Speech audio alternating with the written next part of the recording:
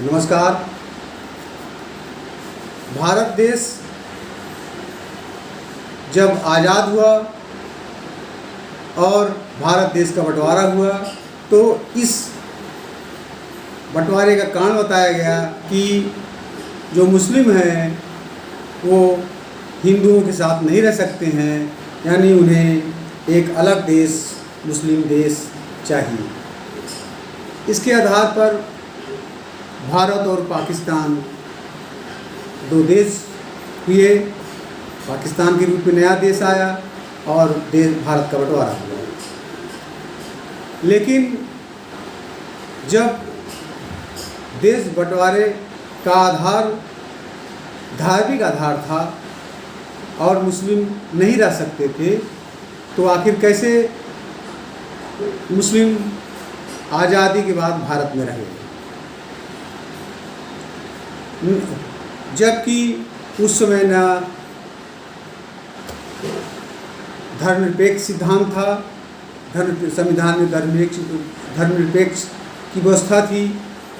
धर्मनिरपेक्ष 42वें संविधान संशोधन 1976 में प्रस्तावना में लाया गया।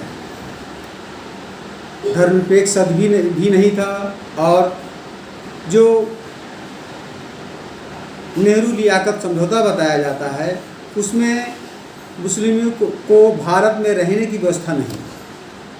उसमें केवल ये कहा गया था, जो कि 8 अप्रैल 1950 को दिल्ली में समझौता किया, दिल्ली समझौता के नाम पर भी जाना जाता है।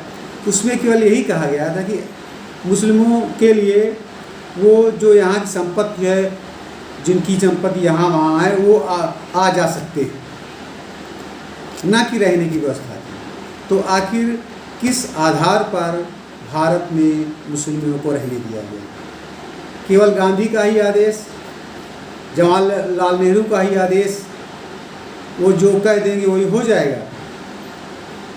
दरअसल जो जवाहरलाल नेहरू थे और गांधी थी, उनकी एक गुपचुप साजिश थी, एक रणनीति थी कि वो भारत को एक इस्लामीकरण करना चाहते थे। इसलिए इसको धर्मनिरपेक्ष या कोई भी धर्म यहाँ नहीं के लिए कहा गया, जिससे अंत में गजवाए हिंद भारत को बनाया जा सके। इसीलिए जवाहरलाल नेहरू ने 1954 में वक्फ बिल भी लाया था। हम आशा करते हैं कि गैर संवैधानिक रूप से रह रहे भारत में मुस्लिमों के बारे में भारत सरकार, भारत की संविधान सोचेगी और उनको अपने देश पाकिस्तान में शीघ्र ही भेज देगी। जय हिंद, जय भारत, जय